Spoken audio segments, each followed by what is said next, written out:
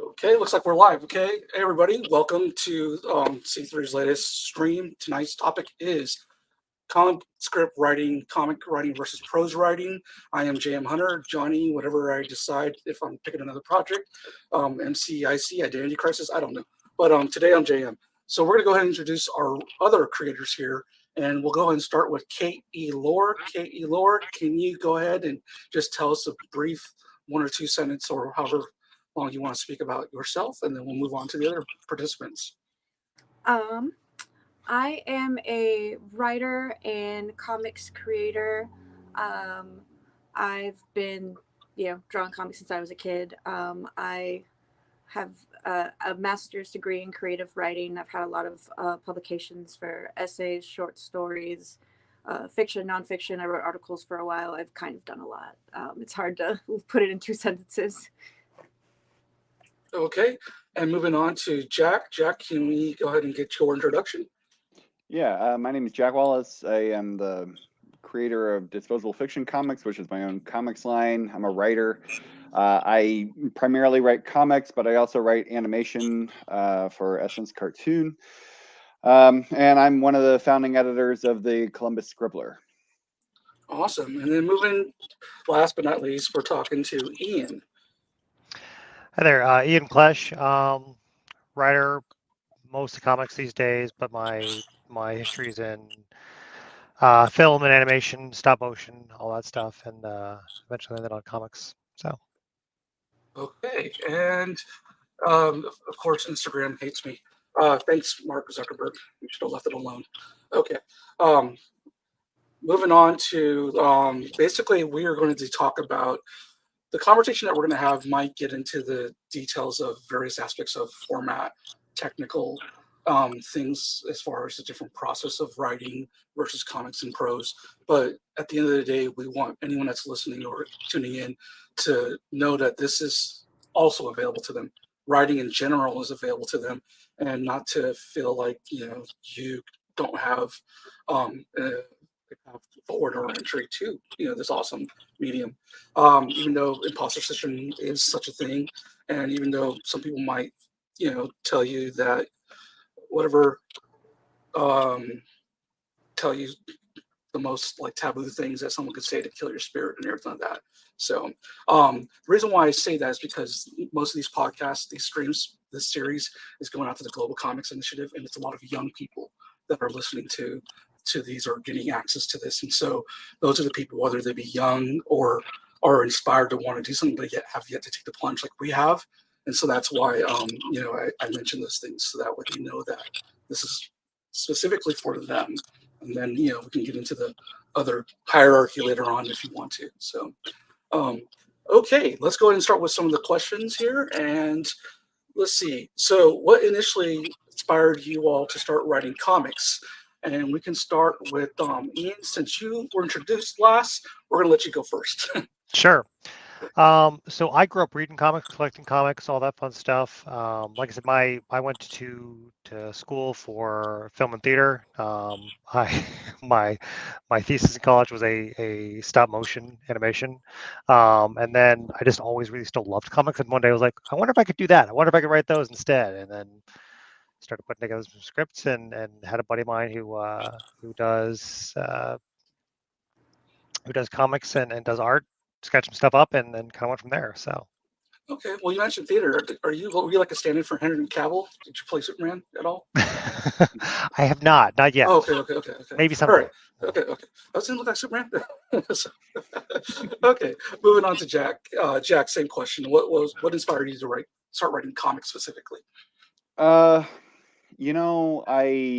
don't. It's a long answer, but I'll try and keep it short. In reality, I thought that my brother and I had a great idea for a graphic novel, and I was like, well, I'm just gonna do that, and I thought that writing prose always seemed somewhat, I don't know, too prestigious. Comics seemed like they were accessible and for people of my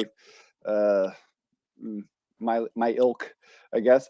So anyway, I started writing a script, kind of going from there to try and figure out how scripts are written, which led to a back before there was the internet, or before people had access to it, which was it was not an easy task trying to figure out how comic scripts were written. So there was a whole lot of hunting and backs of issues of the Justice League, or graphic novels, or books from the library, and all kinds of stuff. So there was a whole lot of trying to figure that out. I created some huge graphic novel that is still sitting on some drive somewhere. I don't know, and it's never seen the light of day. So, but that was kind of what started my passion for it. I'll keep it short and leave it there. But Okay. You're getting into like what's going to be our next question, so this is great anyway.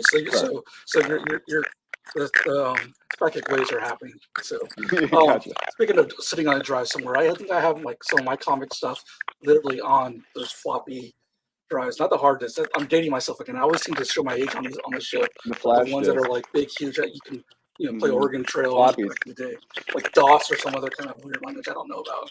Anyways, and last but not least, Kate, when it comes to starting to write comics, what was your origin?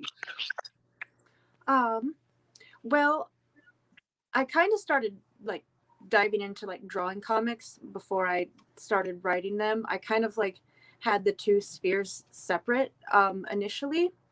I like was a fine art major for a little bit, and then at a certain point, I had like some like short stories that weren't really, just didn't quite have it.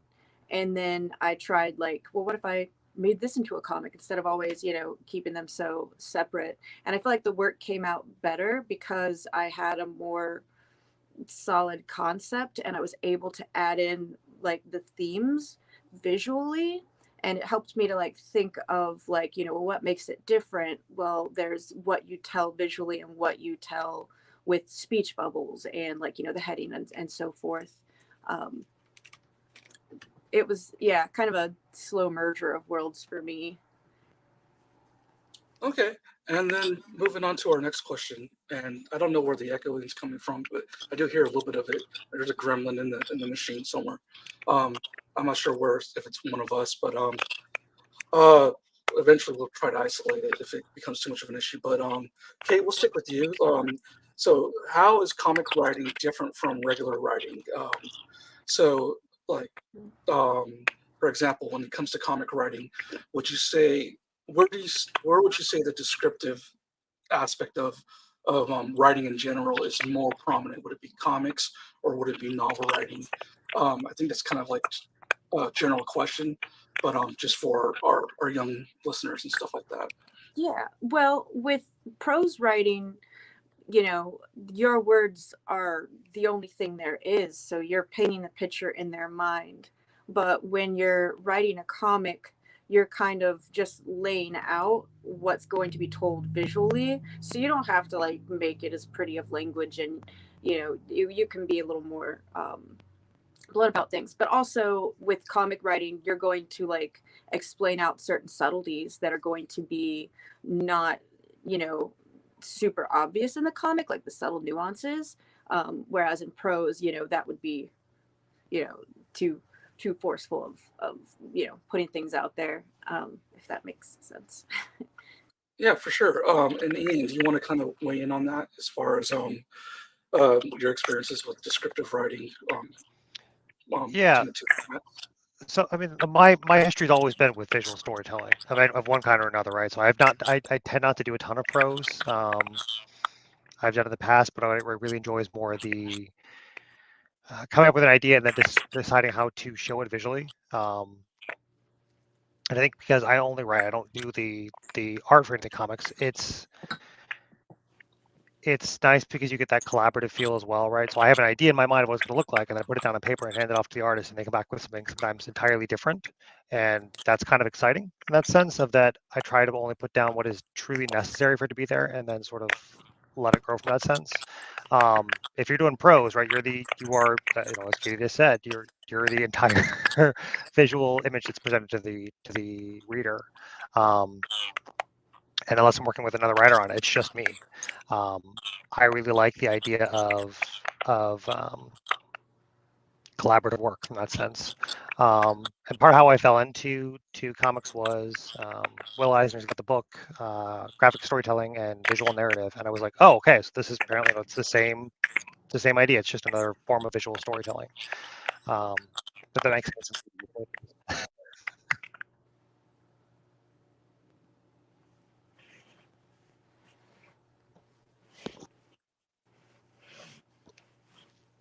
Oh, can you still hear me okay?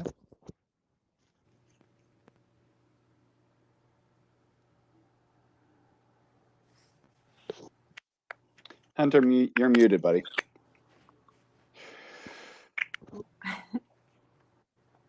Should we talk Well, about something else? yeah, I guess I'll just go ahead and.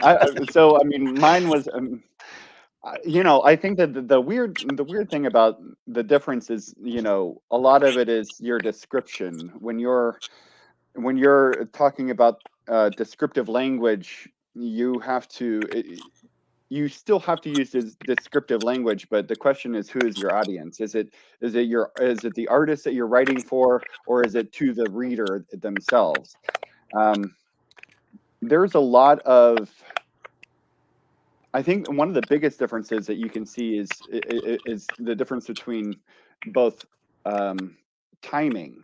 So when you're writing in prose, you're continually it's moving in real time. So you're constantly describing when the person jumps up and runs around.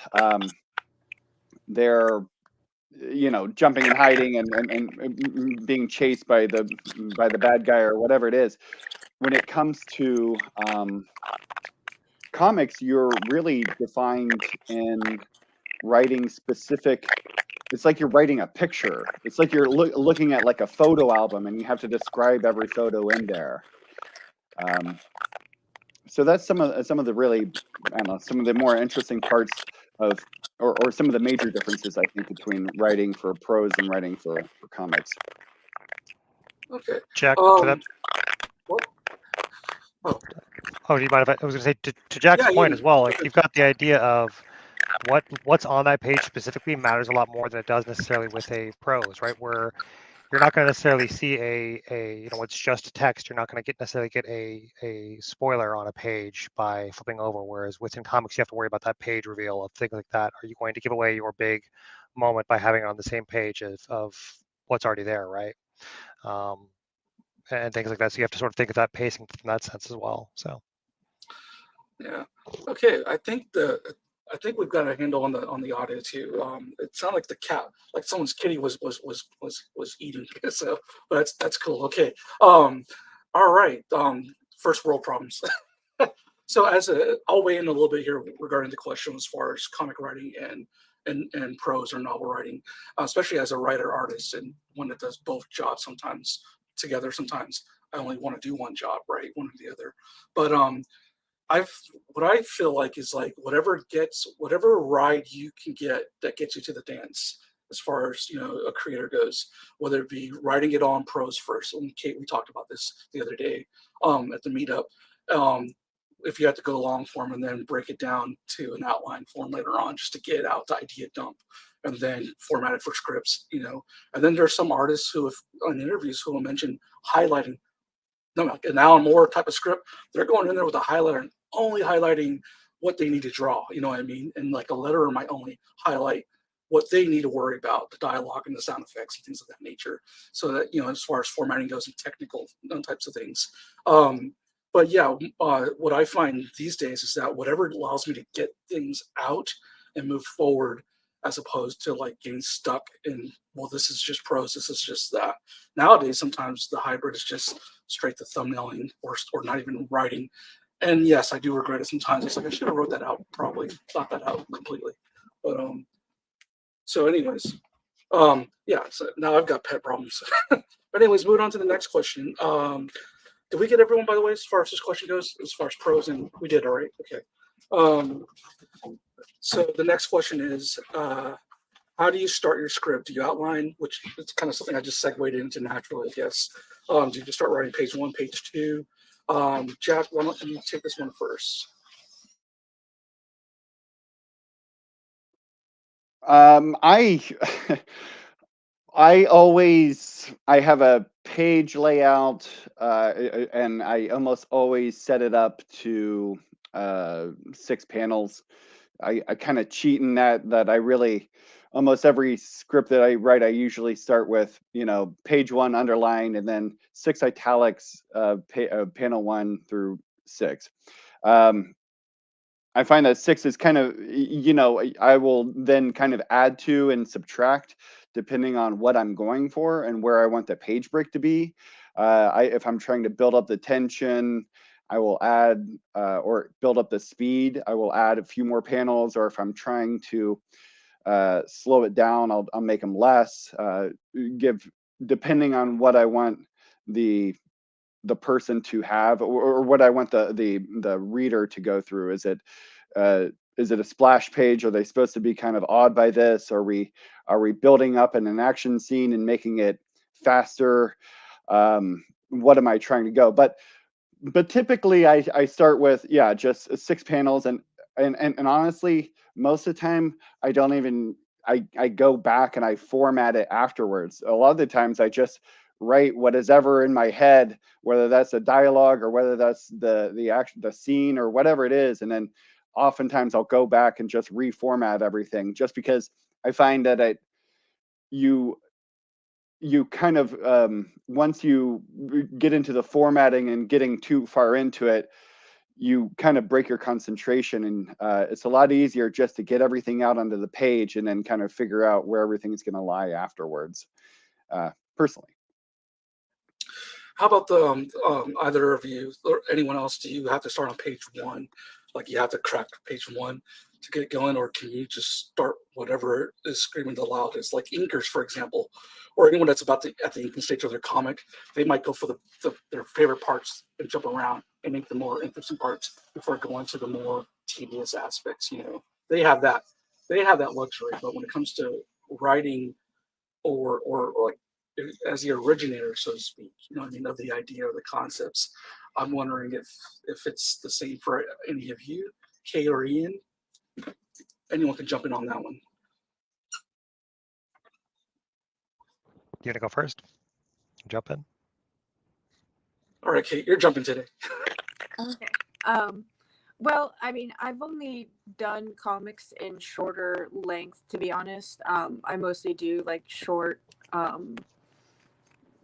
chapters or stories. The longest thing I've done is 25 pages. So I did always just do them in order.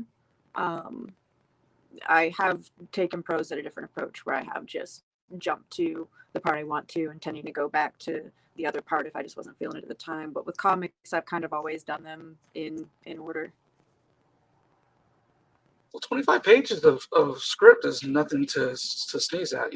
That's especially for something that's technical, that might be tedious with all the directions and instructions you have to put. I mean, 25 pages, is still something, pretty substantial in my opinion. So, all right, Ian, how about you? Sure. So, to Katie's point, it depends on is it a longer piece or a shorter piece. If it's something short, usually I'll just start on page 1 and go from there. But if it's something longer, I'll usually try to start at the beginning, and then if there's, if I'm struggling with the section, or if I have a scene that I've thought of that I know I'm going to need to work towards, I'll sometimes get it down on paper so that I can say, okay, this is where the end point has to, where the midpoint for this through line has to be. So when I start writing, I can make sure I don't veer off accidentally into a different direction. And for me also, I know that I usually also, before I even get to page 1 or start anywhere there, I have to figure out what music am I going to put on while I'm writing, because without that I get nothing done. So it's usually, all right, what's this song that's going to help me actually get this out of my head, and then put that on, and I can say, okay, let's go write this scene. So. Does anybody else write to music, or do you need to completely silence, or do you need some type of ambient sound? I like ambient sounds for writing, but for drawing, I tend to like something like upbeat with vocal. Jack, what about you? Yeah, I always write. I mean, I typically write to music Okay. most of the time. Okay. All right. I gotta know what's on the playlist. What was on the playlist for the story you wrote for me?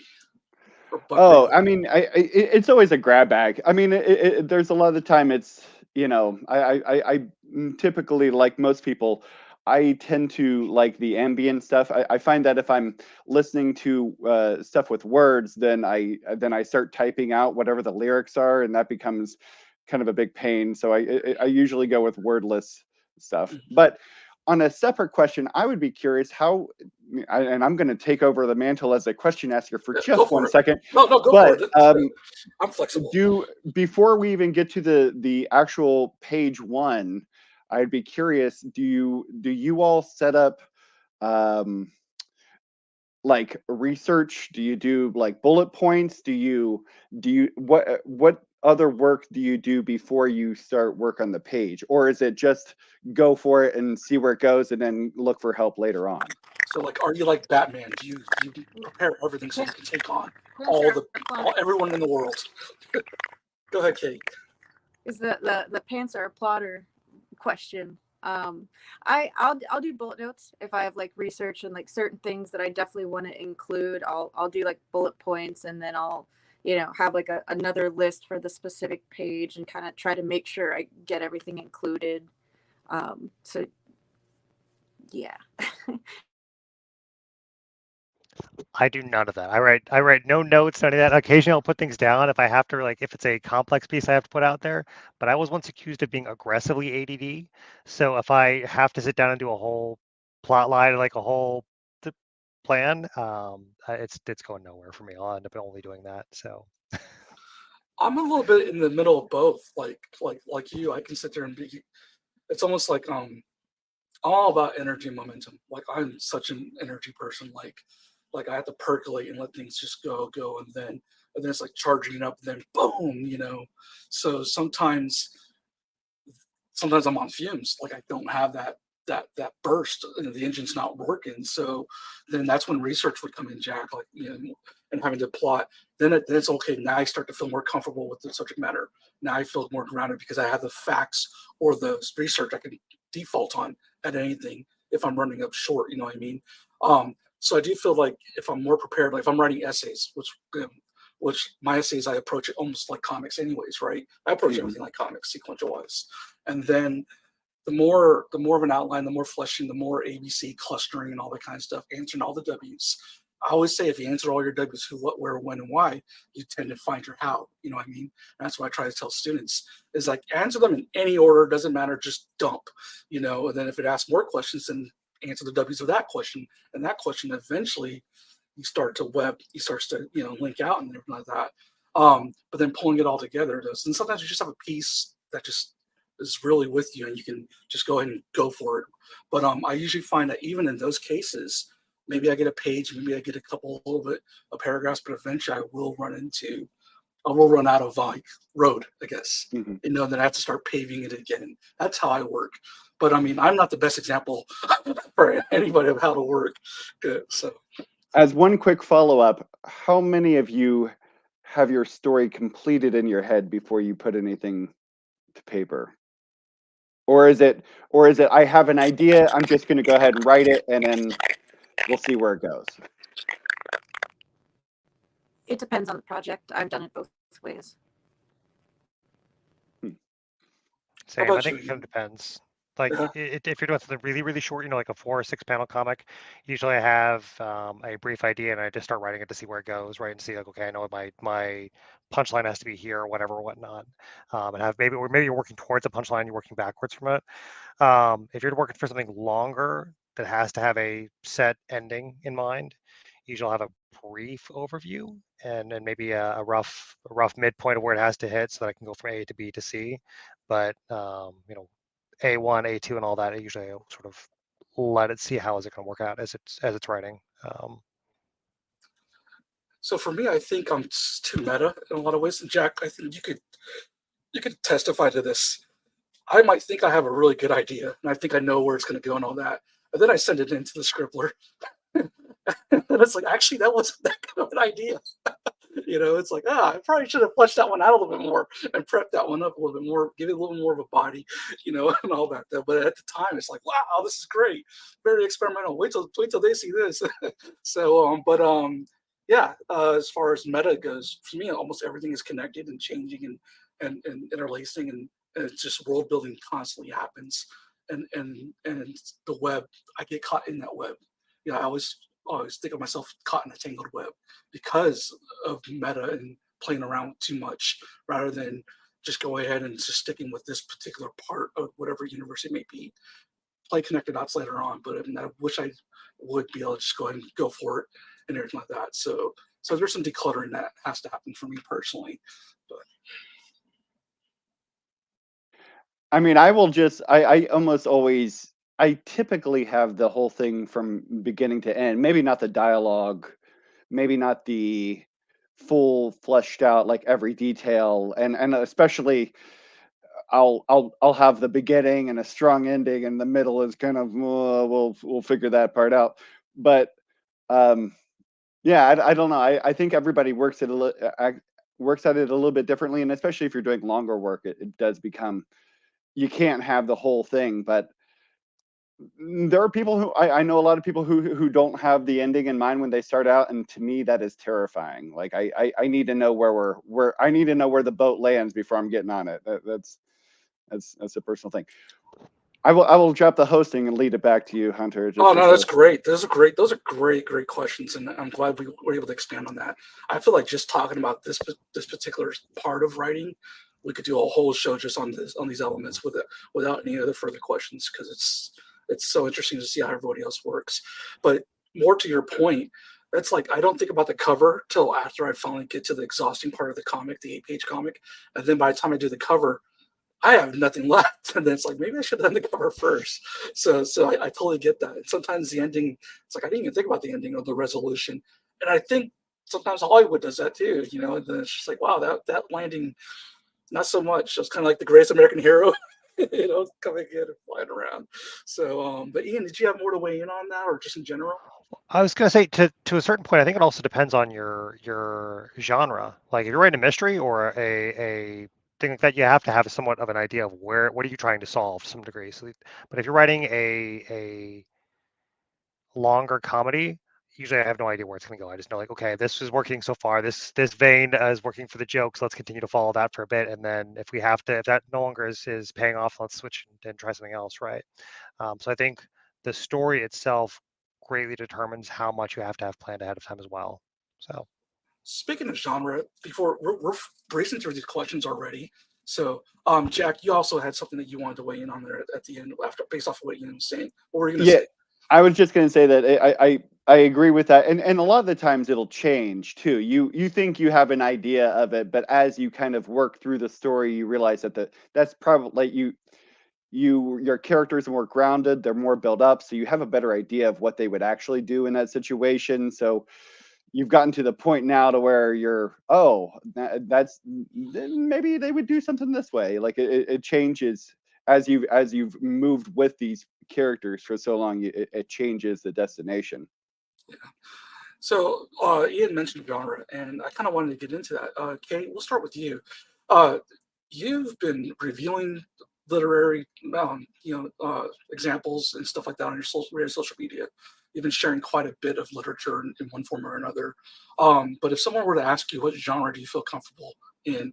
Is there any couple of genres that you're like, okay, this is my mojo, this is my jam? And then I'll ask the rest of you guys the same question, basically. Be thinking. I do fiction and nonfiction. I try to like make sure I have room in life for both. I don't want to get bogged into only doing one thing. So I try to, like, every time I do like a big project, I kind of intentionally try to do a very different kind for the next project, because I don't want to just do one genre. So I don't have a straight answer for that one. Okay. What was your first, if somebody were to go into I almost said a movie store. I don't even know if those exist anymore. But they were going to pick out a movie, in the category horror or whatever. What would you say that? What was your first and what was your latest? Let's do that comparison. Right. Yeah, I mean, fiction genre. Like horror, Uh, sci-fi, you know, liter- or literary, and literary? maybe fantasy. Okay, I'm not really a horror writer. Actually, I think okay. I've probably had more nonfiction publications than any other kind. Mhm. To be fair, especially in comics as well, because I did 1870 magazine for a year, and that Mhm. was all like little autobio minis. Okay, okay. Well, I read some of your stuff that you sent me, and I felt like the layer, that the weight of horror, but maybe more societal horror or something of that nature. You know, yeah, I just felt the weight of it though. So maybe we could, maybe I'll, some later down the line we could share that when it's further developed. But how about the rest of you, Ian? Moving on to you, genre wise, like category wise, is there anything that you really like? Okay, I can't wait to get into this particular category.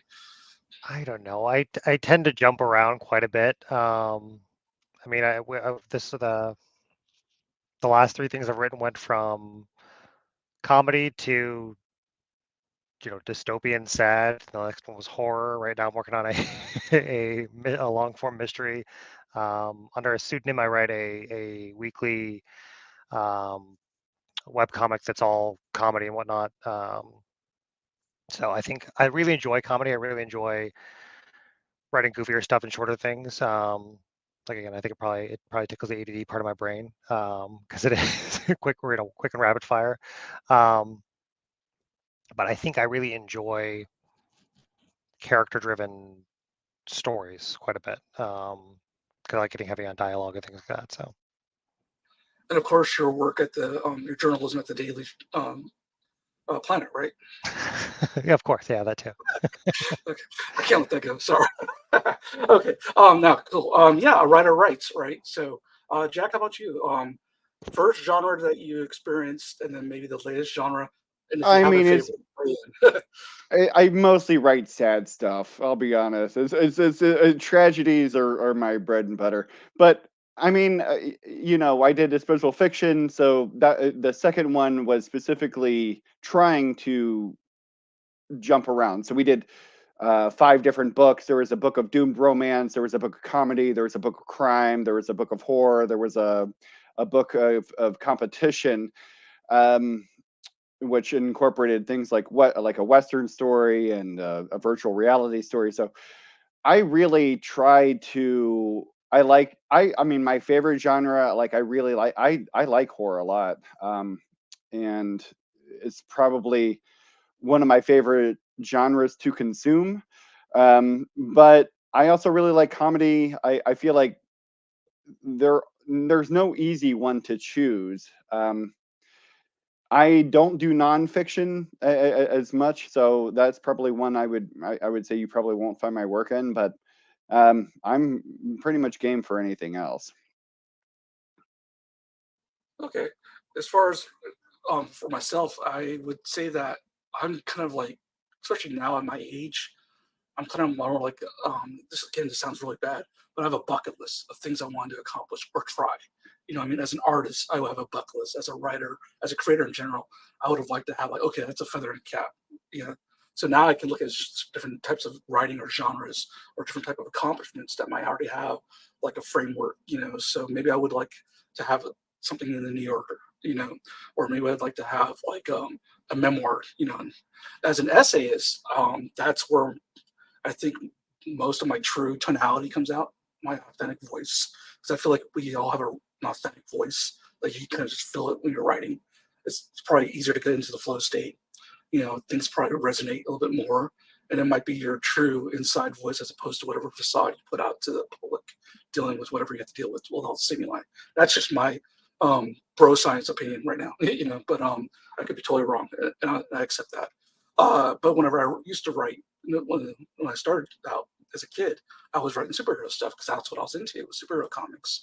But the parts of the superhero comics, mainstream and otherwise, and fantasy and all the genres that always spoke the most to me were those vulnerable, authentic parts of it, like the sincere moments, the sincerity of each genre, or or the cleverness, or if it was a really good wit or British wit or something like that. You know, like that's the parts that I always like hook onto as a viewer, as a consumer of these things. So that crosses all genres if the writer is compelling enough, you know what I mean? So I think I hook onto that, like if there's certain beats or certain dopamine I'm looking for. And if that could be, you know, happen in any genre. So as a writer now, whenever I'm writing like mostly memoir or essays, is that's where I feel like my strength. But when I do try to write superhero stuff, sometimes it's more camp and more cringe, I would say these days.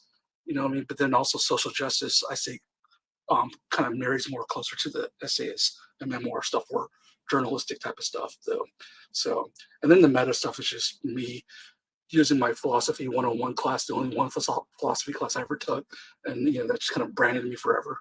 I should probably take 102 or something, but you know, I never got to Eastern, so who knows. But anyways, okay, this was great. We have so much more to go, and we were moving fast. Like, I feel like I could talk to you all forever. But don't worry, that won't happen. I know you all have actual social lives, so we are going to talk about the collaboration as mostly comic artists, comic writers with artists now, and then eventually I imagine we'll get back into prose. So the question is, by our fearless leader, if you work with artists, how does the process work? Do you tell them how the comic is supposed to look? Do you leave the character design, environment design, etc., to the artist? So I guess we're talking about the creative process. Who does what percentages of what, and does it change for you? Some of you also draw comics, you know, or create comics yourself or zines. So I mean, let's talk about the collaboration part. Who have we not gone with first? Or anyone that's really ready to jump in on this, go for it. Okay. I think comics, you know, I work with a lot of different artists, and pretty much the whole thing is I will give them a script, and there's a lot of different ways. You know, there's the Marvel way, and then there's I don't know what the other way would be called. Uh, but it's what I think is when you're working with other artists, I will generally let them, you know, I like to have it broken down panel by panel. At least for me, it gives me an idea of I want to know what art is going to be in there, and I want to know how much dialogue I can add into it, and whether it's going to be too much, but I want to add enough that it's not going to cover up all the rest of the art, whatever the captions are, whatever the dialogue is. Um, I Whenever I'm working with an artist, they almost always have. I wouldn't do it this way. I would combine these panels. I would maybe move this over. I would make this its own page, or break that up, and that usually is great because they're um, visually they're practiced, and they have a better hand at knowing what's going to look good on a page. So I almost always defer to the artist in that respect. The only time I ever don't push back on that when somebody has a suggestion is if I feel like it actually changes the story in some sort of significant fashion. If we change it so that they don't see the gun on the table, that's going to be a problem because that's going to be a next part of it. So, but as opposed to what shirt they're wearing, you know, have at it, or how you're going to break it up. So um, I'm very open to whenever I work with people, they usually have a lot of better ideas about what's going to work. But yeah, I usually like to be a little bit more controlled. I know that the Marvel way is pretty much like just giving kind of a loose synopsis of the story and letting other people take their hand at it and let them work at it. But that is, I like to be a little bit more in control on the page, personally. Yeah. So you're also basically trying to make sure that it's still consistent. There's still consistency, and that there's not like any type of visual fallacy, especially you know with what may come later on or the payoff and all that. Though, I mean, Yeah, yeah, right. I need it to work for I need this, as long as the story that I intentionally had pans out, that's fine. But what whether the character has a different look to him or whatever, I mean, as Ian mentioned, one of the best parts and greatest parts about collaboration is when you give somebody a script and they you got it back and you're like, this is not what I anticipated, but this is so much better. I really love this. that's what makes comics so much fun, is that I remember the first time I ever got art back that from somebody that I'd sent it out to, and it was like a joyful day. It was just, man, I can't believe that these are just thumbnails, but it was such a cool way to look at. And I'm still doing comics to this day for that exact reason. I always blast off when I see that. It's really very cool.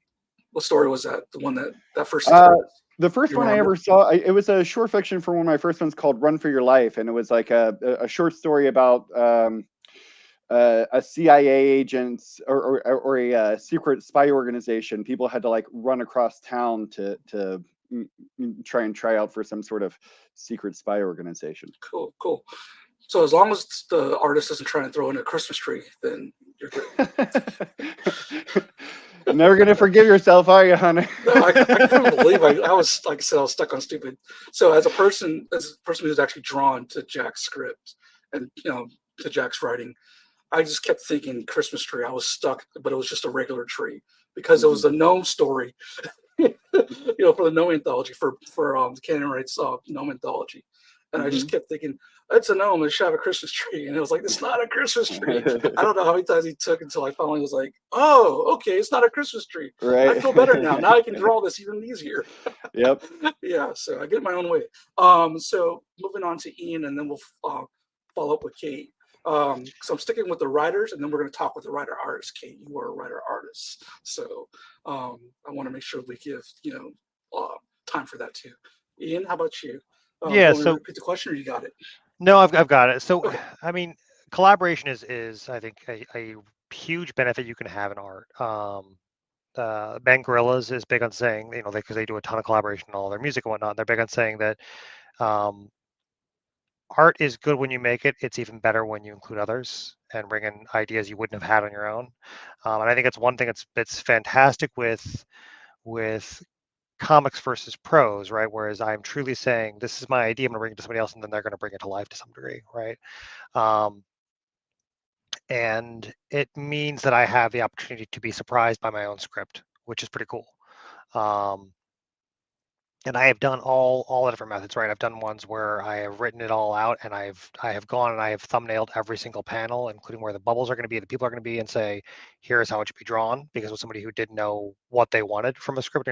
They were new to art in that format. And I've done ones where I've said, here is just the dialogue and the basic descriptions. Other than like, this page has to be here, this moment has to be on this page specifically out of these, 13 or 25 or whatever, have at. And then I've even done the one where the artist has come to me and said, hey, here's the drawing.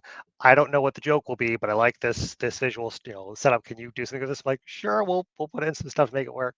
So I like them all. They all have obviously different challenges and things like that. My favorite is probably to bring a rough idea of what it's going to be and the rough beats throughout the comic. Whether there's going to be a page turn, things like that, and then go to the artist and say, surprise me. You've got BWH Comics is in the chat here. He did the art for my story in the Gnome anthology for Canon Right, and I had given him a script that had very few things of like, other than this has to be a page reveal when you flip that page, right? To let him have that. And then there was one section where I said, hey, could we switch this up a little bit on this page, because we do a splash page, then have panels broken up throughout to sort of guide the reader's eye through it. He's like, yeah, I think I can make that work. And then when he came back with it, it looked fantastic. So better than I had imagined in my head, but it was sort of like, I think it should look roughly like this, and then can we make that work? But I think it's really fun in that sense. Like I said, my history was with stop motion and film and things, where you were limited to your borders, your screen doesn't change. It's the same size always. With comics, I can sort of tweak that.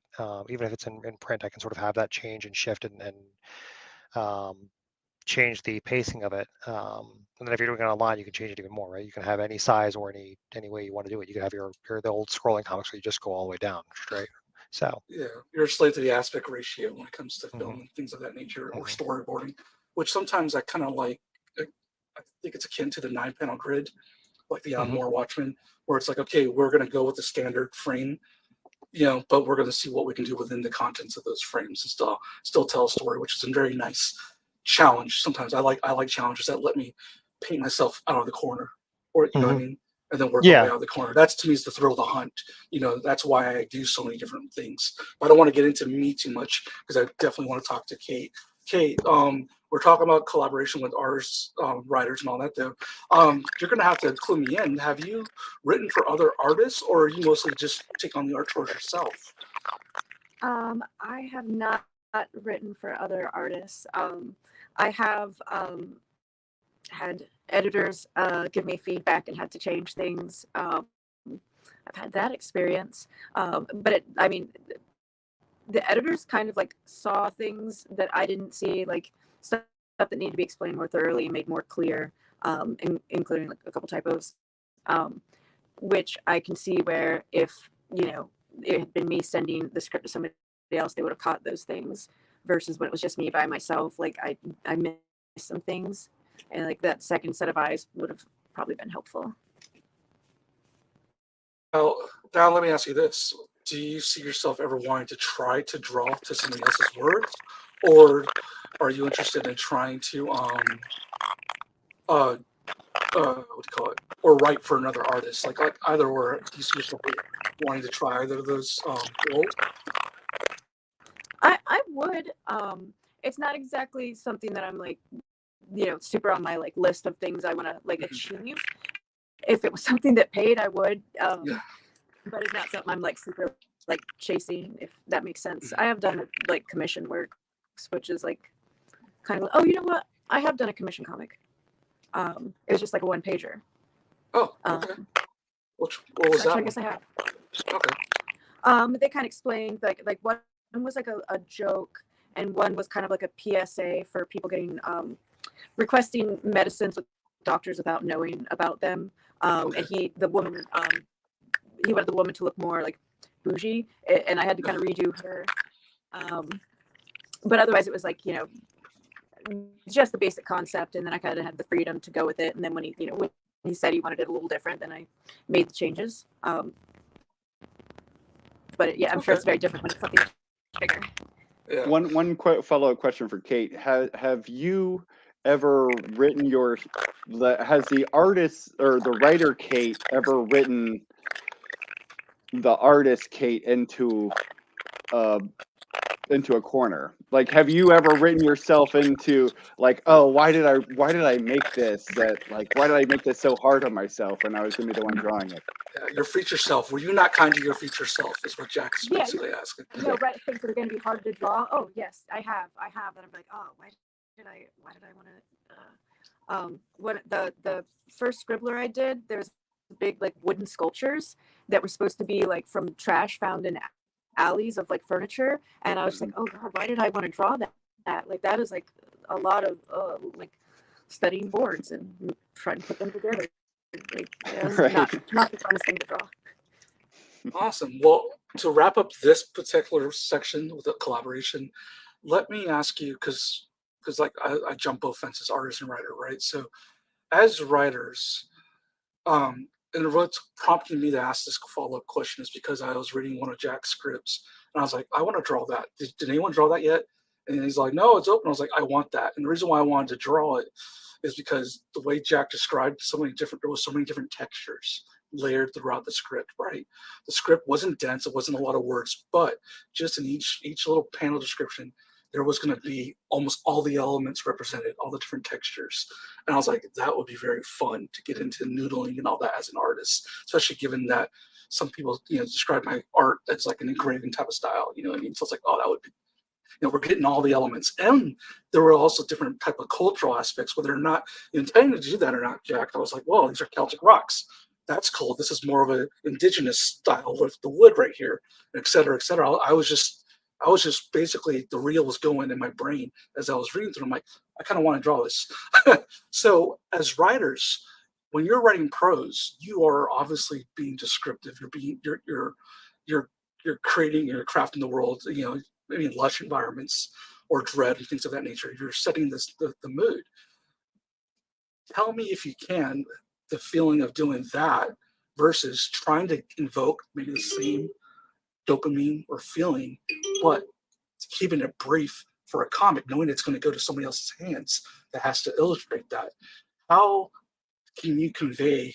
How can one convey the mood? You know what I mean? That you establish as a prose writer, but also trying to convey it into a more brief, more structured format like a comic script. That was a lot of words. I hope that you caught most of that. I hate it. God, I hate writing description. Oh man, it's like the one reason I chose to become a comics writer is so that the other person can do all the hard work of describing the environment that other people are in. It's, I mean, it's, I say that jokingly, but it is. It's just a lot of work. You have to when you're writing prose, you have to really flesh out in somebody's mind what their environment is. What does the room look like? How much trash is on the floor? What is it? I mean, it can go in. I mean, it can go into great. I mean, you look at the Lord of the Rings books, like they're just. It's pretty much all description, and everybody's a little bit different, and not every writer is gonna go into that much detail. But I never. I just won't. I prefer to write dialogue. I've always just wanted to get on with it and move it that way. So when it comes to describing what the house or the church look like, I get exhausted by it, and I don't really enjoy that part of it, which is that's just one of the things I've never really part of the aspect, and perhaps why I'm not a prose writer today is it just didn't suit my fancy. Does anyone have like not an opposing, like in a confrontational man? Does anyone feel a little bit differently or the opposite of that? Who likes to get wordy? Come on, we know you're there. Admit it. Maybe not for like setting, but I enjoy like describing what like like with prose you can describe what people are feeling inside, and like you can describe like their internal thoughts better than more perhaps a little more easily than you can in comics, because you can kind of like show mood like in the way you draw the lines and in the textures, but like I feel like describing how like sensation is easier in prose, I think, than in a comic. So how do you, Kate, following up on that, and then we'll get to you, Ian, how do you convey, I guess, that what you're trying to set up in prose that comes a little bit easier for your more natural? How do you convey that same feeling, but with less words? My first instinct is just to like have the words over top, and that's something I'm working on, not relying on as much. Mm-hmm. But I'll try to like do like the lines more wavy when they're agitated or nervous, and try to like have like more texture when I want tension, and I'm trying to work on those better cues. I feel like I have room to grow on this. Yeah. I think if you decide to work with artists, Kate, you're going to find that you'll start kind of like figuring out some of those wrinkles. Those wrinkles will appear, I guess, and then you'll start figuring out how to not figure out, but you'll get to experience, the ways of creative problem solving, I guess, in that regard, of having to so I feel like there's a flow to it. Ian, how about you? Sure. So, I mean, I tend to generally not focus too much on any description that is not strictly necessary for the setting itself. If there is like a scene taking place in a dive bar, it doesn't necessarily matter exactly what the dive bar looks like to me. I trust the artist to understand what that's going to look like. I may say, roughly how many folks are in there, if it needs to be packed, if it needs to be empty, if there's, two people sitting there, one's at the other end of the bar, so roughly where the placement is. But I don't feel the need to describe, it's a green stools and things like that, because for me, it's I trust the artist more, and I want to see what they bring to it rather than me, because if I'm holding on too tightly to it, I feel like I'm going to ruin what they're going to bring to the table. Like I said, big on collaboration. So I think it's for me, I want to see what are they going to see in the script that I haven't. And obviously there are pieces I have to be able to convey, right? Like if it's a so for example, the last thing I just completed is actually a script that Sydney is or Drew, I should say, is drawing. She's completed it. And I tried to keep it pretty brief on the description, but like, the basement needs to be pretty starkly lit. And I think windows that are there need to be covered, things like that. But otherwise, I don't need to say specifically the layout exactly, and trust the artist. I don't know. And I know Sydney If that makes any values sense at working all. with you. It does. Yeah, and Sydney has great things to say about you in writing, collaborating with you. So, and she's It's all our leader. lies. I was a monster to work with. As a I'll person, go ahead, Jack. I just want to add on one other small thing on that, though, is that, I mean, I agree with you, and I try to keep that to a minimum. But in the end, like the thing is that anything that you don't write, you're putting onto the artist to do, and that becomes that can be kind of cumbersome. They can somebody's got to figure out what color the stools are, and so they're just going to go with it. But I also think that one other point I want to make is just that when you're thinking about one of the big things that I really think prose has a head over comics is we don't get to use the metaphors or simile that you get to when you're writing prose. The descriptions of like this mountain is as, or the guy was as big as a mountain and things like that. You don't get to incorporate the fun parts of language that make us enjoy reading so much. And that is something I think that we kind of lose. And one thing I think that prose really has a benefit over. It's one of the things that makes reading fun. Yeah, to piggyback off of that, I think that like the way I would address that is if I'd go back to Robert E. Howard or somebody that's very descriptive, that's very visceral in their writing, right? Think about Conan. Robert E. Howard could sling some ink when it came to describing Conan and things of that nature. But then obviously we don't want to put a whole Lord of the Rings epic long piece of writing in the comic script, but maybe mountainous or maybe loaded terms or loaded phrases that still get one-liners that get the point across.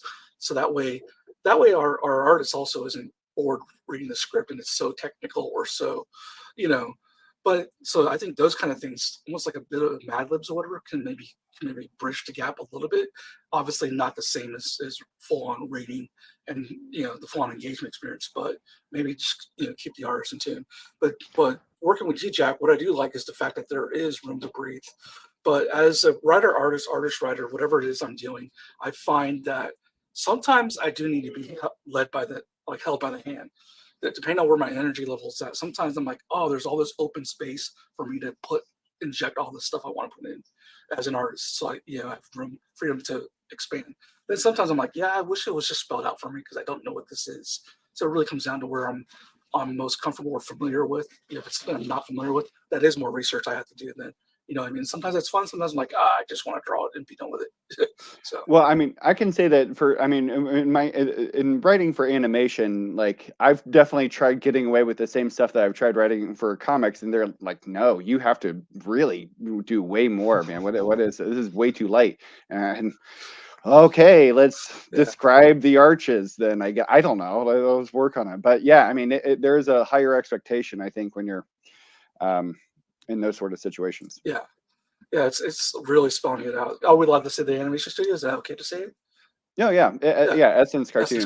Malachi Staples, really local Columbus, animation studio, but probably works worldwide, and Jack writes for them.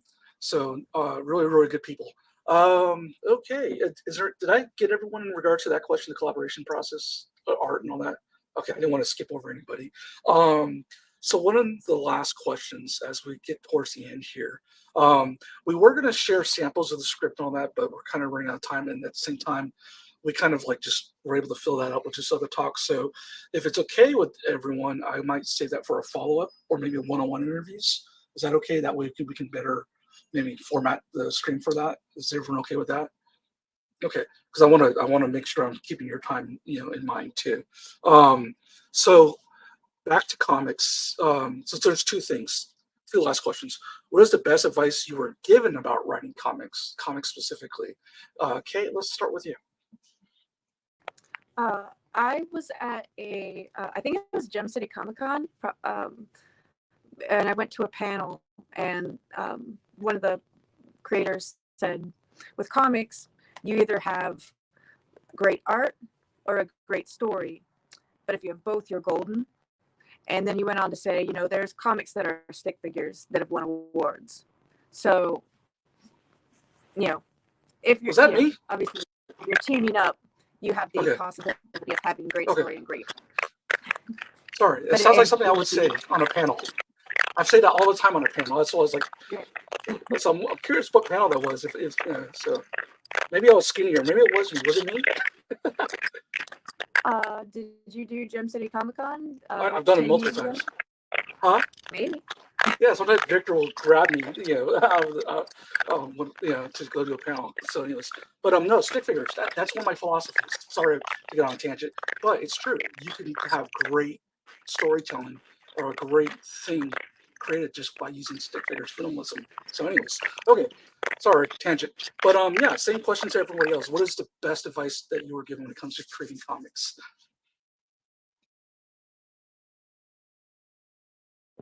I can jump in.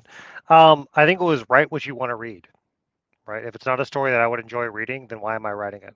If I'm not going to enjoy it, and I'm the one who's giving birth to this script, why would anyone else want to, right? And so that and trust your audience, right? That they are not stupid, that I do not have to lead them through every single panel, every single moment. They can follow from A to C. I don't have to walk them from A to B to C. Sometimes you have to, right? But there are certain moments that some of the comics I enjoy the most and that I enjoy reading are ones where they trust their audience to be able to connect the pieces together, and put together both the visual cues, the written dialogue, all the different pieces to get the full story that you need, because it moves at a much more not fluid pace almost, but I guess a enjoyable pace and an enjoyable process, right? So trust your audience to write what you'd want to read. Yeah, I mean, I'm gonna ruffle some feathers here, but you don't have to Chris Claremont everything. For younger readers, new readers, introducing Yep. the descriptive of auroras or storms powers, whatever, fine. But having to see it like almost every other page, every issue, it gets old, and it takes me out of the element of the comic. As opposed to the beautiful thing about comics is sometimes it's what's not said. It's because you have the words, but then you have the panels, and you have the gutter, you have this timing thing. The thing that's unique to comics and comics only is all that working in a cohesive manner, like almost like inwardly, to where you don't even realize it's happening to you, and you're engaged. If a comic is doing its job, it's all working together to where not either one of those things doesn't take you out of it. Breaking the 180 rule, so to speak. Or over explaining something. So that's what I love about our medium. But Jack, how about you? What was the best advice you've given when it comes to writing comics? You just do it. I mean, I know that's a very Nike line, but in reality, like nobody's going to send you an invitation. If you have an idea for a story, don't just sit around waiting for Marvel to give you a call for you to write your big thing. The way that anybody actually gets work in comics is by making comics. So if you have, and we are living in a time in which there is absolutely no better time to be making comics. You have more tools at your disposal than in any other time in history. You have more access to other artists and to crowdfunding platforms and to social media. There's, if this is something that you're really interested in and something you really like to do, you have more research at your fingertips than I did, certainly starting out. So I really feel like now, if this is something that you're interested in, it's just get started, start getting into it, and you'll be happy you did.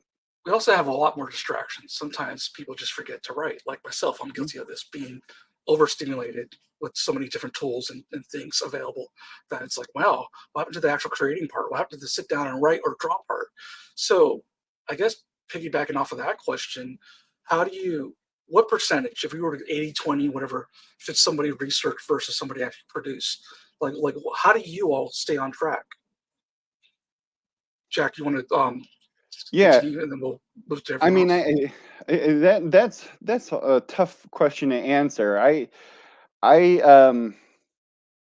I try really hard to not do social media and as much. I try really, you know, I'm working a full-time job. I'm trying to make comics and run the Scribbler, or with the help of the other guys, of course. But you have to be goal-oriented of things that you want to do, and you have to make a little bit of progress every day of these are the couple things I wanted to get done. I may not have done any, you know, I may not have written anything today, but I was able to send out those 5 emails to the people that I needed to get that ball rolling. I was able, you know, whatever it is, you have to just kind of keep yourself in check and keep yourself accountable, because nobody else is going to do it for you. I can guarantee you that. There's nobody making sure that you're going to make the progress you want to make, and except for you. And so it's really all on you to kind of keep yourself in line. But there's a lot of tools that they have out there now too of where you want to be and how to keep yourself together. So You're speaking to like the ADHD nature of most of us, but I'm asking also, which is totally fair, because like that's true without a doubt. But I'm talking about within the realm of writing. Like there's some people that want to world build so much that they keep building and it's never ready to go out before anybody else. They just it just, you know, like I guess, where do you, like, how much but research? it's never Yeah, so I yeah guess that's also what I'm asking to the group. I mean, I'll just say it's never going to be perfect. You know No. that going in. Where you start and where you're comfortable with is different for everybody, but you can also world build all day. I know a lot of people who do that, who have a whole catalog of this huge idea and a labyrinth and pages upon pages of notes, but they never finish the script because they never got down that path that far into it. And you can't, you know, done is better than perfect. You know what I Yeah, mean? I agree. How about the rest of you when it comes to um, the process of gathering information and reading, research, or whatever, and then versus producing? Like, what does it fall? What's your equation? What's your workload or your approach to trying to make sure that you're getting across the finish line with the actual creating or writing, especially for our young people and people who feel like they have to do everything and have all the toys before they can start something. That'd be me too. So Well, there's a quote. I've seen it accredited to different people, but they say you just gotta shovel the sand and then you'll build the castles later. You can, you know, you can go back and edit things, but if you are so bogged down that you can't even start, you're not going anywhere. and yet, you want to weigh in? Yeah, so I mean, like I said, I'm aggressively ADD, ADHD. So for me, I tend to get huge spurts of productivity done and then break for a bit and then huge spurts. So I would throw that out for anybody who feels like you can't do that strict schedule, that you have to stick to it because you're in the same boat. It's not a thing that means that you can't ever do this. I got stuck in the loop of saying that because I couldn't do it daily, therefore I was never going to be able to, and that held me up for years. So for me, when I finally just said, when I can do it, and then I would get an insane amount done. The first published thing I got done, I sat down and I was like, I can write it right now. And I had a deadline of it was due tomorrow. I had to turn in the script. And so I sat down and wrote it right then. Same thing for the one that I do, the weekly webcomic. I think I wrote 9 months worth in a day and a half, and then said, you know, let me know when you want more. And then I continued to write more. And they're like, please stop. I have a year and a half now. Come back to me in a few months and we'll talk. But then I also bounce from project to project. So usually having more than one project on my list helps me too, because when I burn out on one, I can move to another. And so for me, that neurodivergent way of processing things was how I could actually get things done. Otherwise, when I said I'm going to only work on one thing, I'm only going to do this, I stopped enjoying it and I stopped wanting to do it, and then I just avoided it altogether.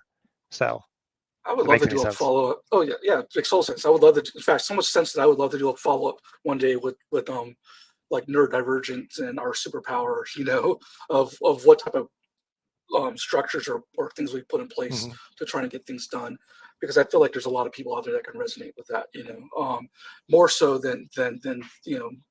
I mean, people are finding like late in life even, you know, diagnosis and things of that nature. So the last question that we're going to ask is, besides where we can find you all, is what do you find most rewarding specifically about creating comics? Ian, how about we go with you first? I think comics are a medium unlike any other. Like I said, there is no other medium where your pacing, your timing, all that changes based on how it is laid out page by page by page, and you can control it, and it can stretch and contract. And same with your your screen or your mise en scène, right? Changes from panel to panel. It can, at least, and then if you're going online, you can even do that infinite canvas that Scott McCloud talks about as well. So there is so much versatility that is incredible. And like I said, it gives me, as somebody who does not draw, it gives me the opportunity to work with somebody and see guaranteed collaboration on every project, which is really exciting. So. Hey, Katie. Oh, Kate, excuse me. Sorry. I keep calling you Katie. I guess just seeing it, seeing the vision in a full page is like pretty, rewarding. Yeah. That's pretty cool. Does it pay off more? Like what's more thrilling when you're first coming up with the script part, or when you switch to artist mode and you finally have it done and it's the finished art page, everything's said and done and drawn. Everything's said and drawn, I should say. Yeah, when it's finished and drawn, because like I guess like that's the benefit of doing both is like, because I have the certain things in mind, I can think of, oh, well, if I put that, it kind of like, goes with the theme that I'm thinking of for it. But I mean, if I was doing a better job of writing it, I would have like put that in anyway. Okay. And Jack? It's kind of twofold for me. Number one is when getting the art back after I've written something out, seeing what the artist has done with it, that collaboration aspect I really love. Just seeing how it came out.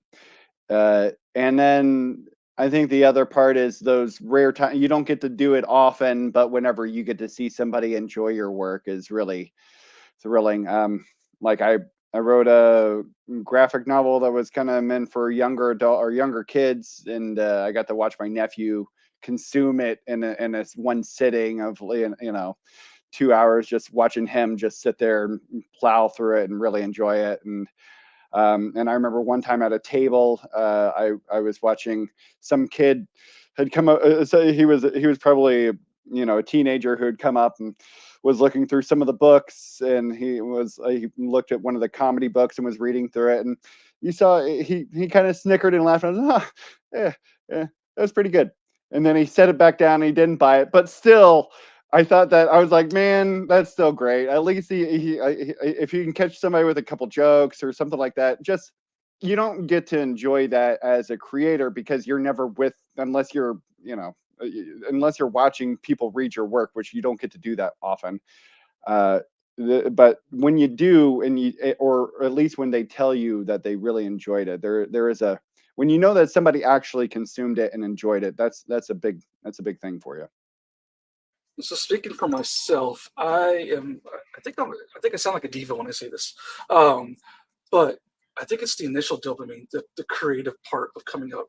I think I'm in love with dreaming, with just dreaming and conceiving the concept, and it's really juicy and thrilled. I'm full of dopamine, and then by the time I'm done with it, I'm sick of it. I don't even like to look at my stuff afterwards, which probably could have used another set of eyes for editing wise, But by the time I'm done drawing with it and all that, I'm like over it. I don't even want to look at it. I'm on to the next thrill, the next roller coaster, So I don't know what that says about my work. Maybe that's why the sales aren't so great. So if you don't even care about it afterwards, why should we care about it?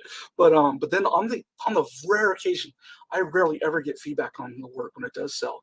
But on the rare occasion, like if somebody picks it up at a zine show and I don't even remember them picking it up, and if they do a review, that's like, wow, they took the time to actually get into it. I mean, most of the stuff just sits in a stack. That people get from shows and everything like that. So especially if you're like trying to do writing instead, I did a zine where it was just the poems. It was just written, no artwork. work this time. You know, trying to see how that sits on itself. And I don't know if anyone's ever read it. And I may never know, you know what I mean? But so it's almost like just the initial part of writing was where I was in the zone. I think it's the flow state. I think I'm just into that flow state part of it, and that to me is where I like to exist. So hopefully one day there'll be more contentment on the other end and be able to actually not be so self-deprecating and be able to appreciate the results of what you've done and all that though. But I more enjoy watching all of you create. And you know, when you get to the finish line of your stuff and you have your stuff, that really is thrilling to me, just to watch all my friends and peers and just see any person just create something. You know, I love seeing that. So more so than my own stuff. But speaking of the rest of you, as we close this whole night, where can people find you and your work in regards to social media websites and all that? Who wants to go first? Who wants to plug? Jack? Yep. Disposable Fiction Comics or the Columbus Scribbler. Any of those are around. Yep. I think I still have another website called Jack Writes Scripts for freelance stuff, but mostly it's Disposable Fiction Comics. Anything there, both on any social media. All right. And we'll go ahead and go to Kate. I have a website, kateelore.com, and then I'm on like most of the social medias at Kate Elore. Sometimes it's Kate.E.Lore. Okay. And Ian? You probably won't, just because I'm terrible about social media. I know I need to. Everybody always tells me like, you need to go do that. I'm like, I should. So, but you can find some of my work in the Canon Write anthologies. I've had something in the Scribbler. 2 years ago was it, Jack? 1 year ago, something like that. I don't know. But yeah, as more things come out, eventually you'll see me more. So. And that was going to lead me to what I was going to say. Most of us here on this particular stream are connected by the various anthologies and publications that we've all, have shared and have worked in. So if you don't do social media, those of you that are listening, you can check out the anthologies or the Scribbler, the actual printed stuff, hold it in your hands. If you're near Columbus or other Ohio areas and shows, chances are you'll see some of the Canon Write anthologies, or you'll see the Scribbler, especially with Space coming up and CXC and those type of shows coming up eventually. And with that being said, I'm going to thank everybody that was listening and came by, and until the next show. All right. So take it easy and peace.